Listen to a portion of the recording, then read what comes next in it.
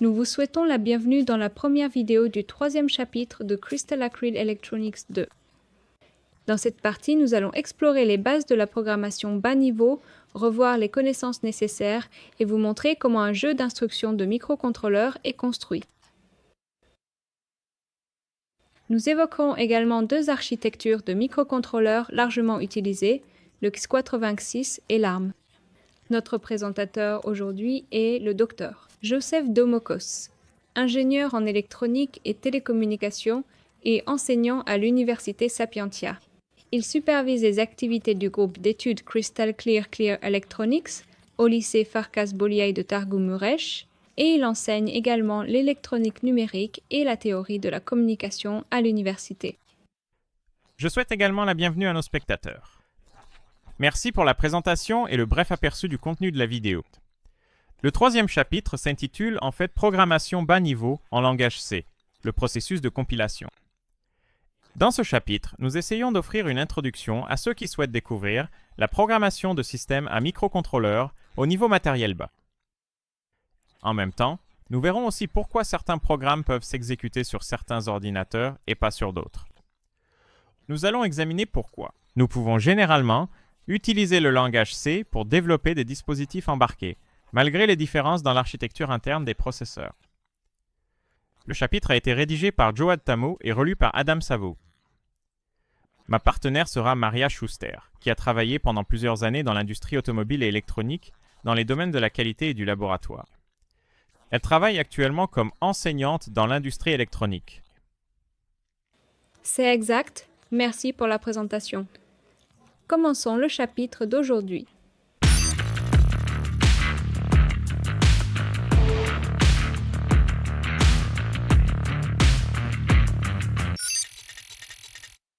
Comme nous l'avons déjà vu dans le 10e chapitre de Crystal Clear Electronics 1, chaque unité d'exécution programmable possède un ensemble d'instructions, ou architecture de jeu d'instructions, qui définit les instructions que le processeur peut exécuter. Les logiciels ou programmes sont composés de séquences de ces instructions que l'on appelle le code machine. Les ensembles d'instructions peuvent être utilisés pour décrire même les activités les plus courantes. Un exemple amusant d'une chose que nous faisons tous est le processus de préparation d'une tartine de pain avec de la margarine. Dans ce cas, l'unité d'opération est l'être humain. Pour préparer le pain avec de la margarine, les opérandes sur lesquelles les opérations sont effectuées sont la margarine, le pain et le couteau, tandis que les instructions sont saisir, trancher, déballer, étaler. Ainsi, le code machine du programme pour faire une tartine de pain avec de la margarine ressemble à ceci. La première instruction est de saisir le pain. Ensuite, saisir le couteau. Vient ensuite une opération à deux opérandes. Trancher, penne et couteau.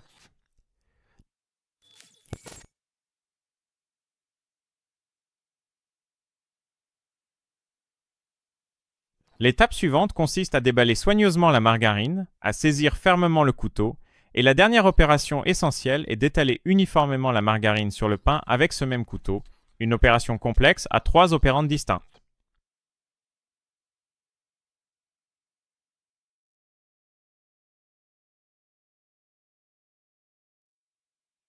Le pain avec margarine est prêt. On peut constater que toutes les opérations ne peuvent pas être exécutées sur tous les ingrédients. Par exemple, l'instruction « trancher » ne peut pas être appliquée à la margarine, car la margarine est une substance à tartiner et non à trancher. Ainsi, le jeu d'instructions est plus qu'une simple liste d'instructions, puisqu'il doit également spécifier sur quelles ou quelles entrées les instructions peuvent être exécutées et où se trouve cette information. Par exemple, l'instruction « déballer la margarine » a du sens et peut être exécutée si la margarine est déjà sur la table, mais pas si elle est encore dans le réfrigérateur. Lorsque nous écrivons un programme, quel que soit le langage de programmation utilisé, l'objectif final est de transformer le programme que nous écrivons en une séquence de code, qui peut être exécutée directement par l'unité de traitement, c'est-à-dire le code machine. Cette transformation entre les langages de programmation et le code machine s'appelle la compilation. L'importance de définir l'architecture réside dans le fait qu'en se contentant de définir et de fixer les instructions que le processeur peut exécuter, les concepteurs de circuits peuvent créer un circuit utile sans connaître le programme utilisateur. Et inversement, les développeurs de logiciels peuvent écrire du code sans même connaître la structure précise du processeur. Le jeu d'instructions choisi aura bien sûr un impact majeur sur les usages possibles du microcontrôleur, ainsi que sur son efficacité.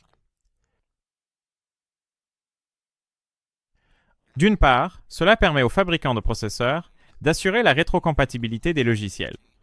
Si leur nouveau modèle utilise une architecture de jeu d'instructions existante, c'est à dire qu'ils peuvent exécuter les mêmes instructions que le modèle précédent. D'autre part, plusieurs modèles aux performances différentes, voire provenant de fabricants différents, peuvent utiliser et utilisent effectivement la même architecture, ce qui facilite la tâche des développeurs de logiciels pour porter un programme d'un microcontrôleur à un autre. L'architecture du jeu d'instruction définit essentiellement trois choses. La première est l'effet de l'instruction. Cela signifie qu'un changement se produit après l'exécution de l'instruction.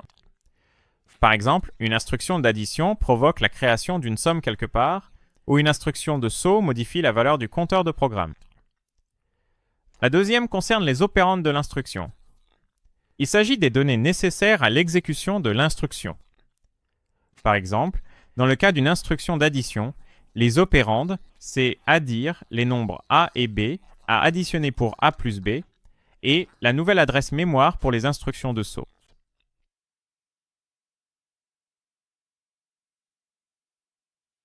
La troisième concerne les types de données pris en charge pour les opérandes. Les informations nécessaires pour comprendre les opérandes, combien de bits ils occupent en mémoire, et leur encodage, qu'il s'agisse d'entiers ou de réels, signés ou non signés pour les nombres. Les paramètres de l'instruction doivent être écrits sous forme binaire selon une règle ou un schéma afin que le code machine puisse être compris par le processeur.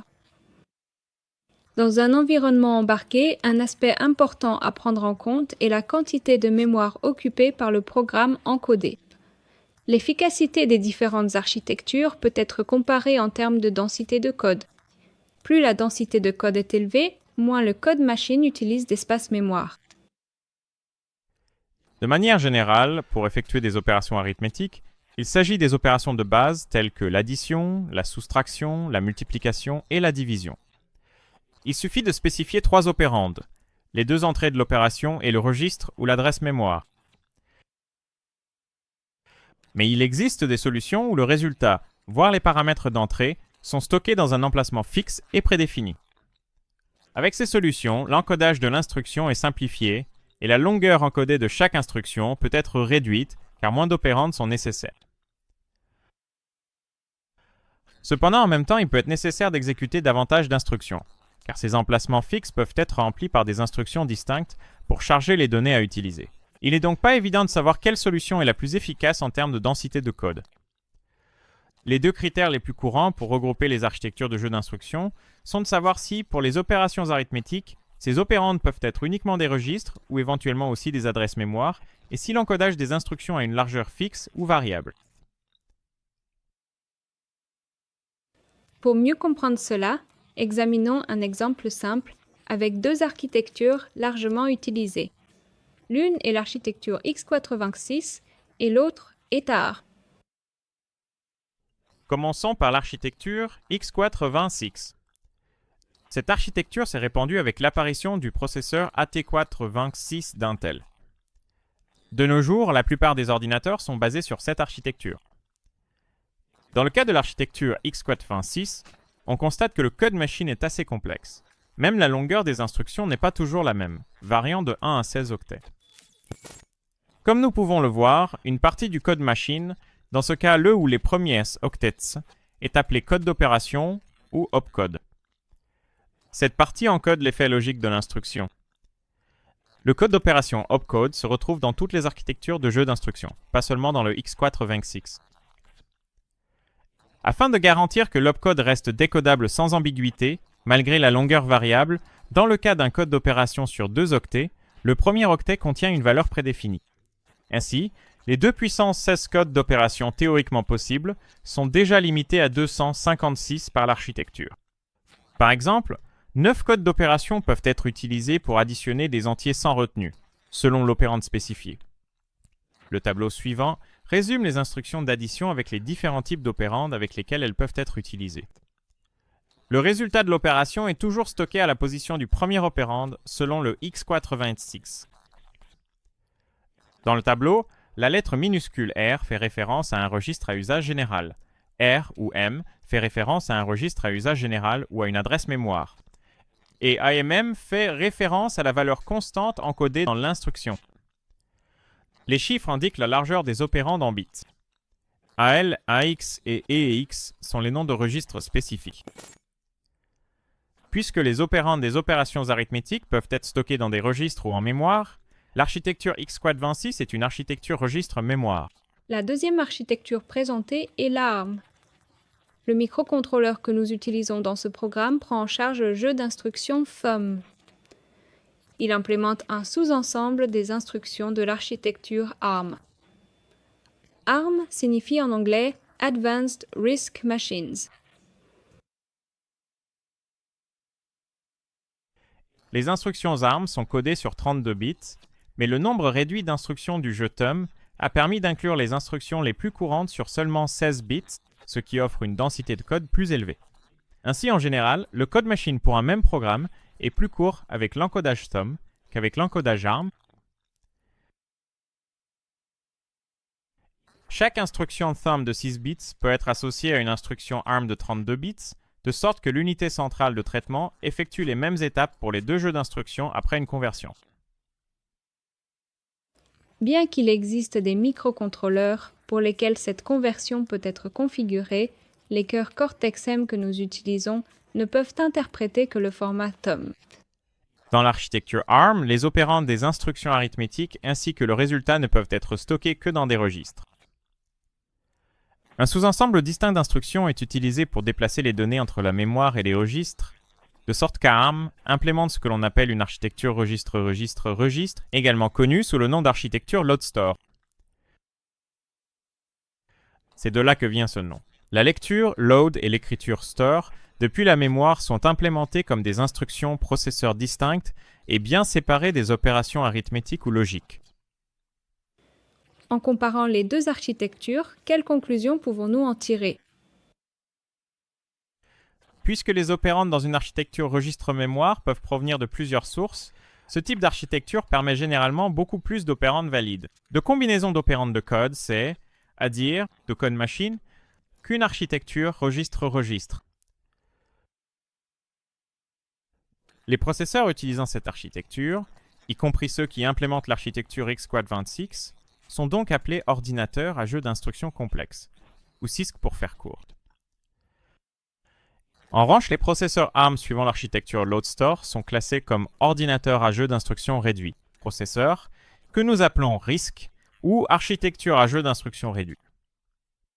Merci pour votre réponse. Cela nous amène à la fin de la vidéo. Dans la prochaine partie, nous apprendrons les langages assembleurs et nous examinerons quelques extraits de code. D'ici là, passez une bonne journée. Au revoir. Au revoir!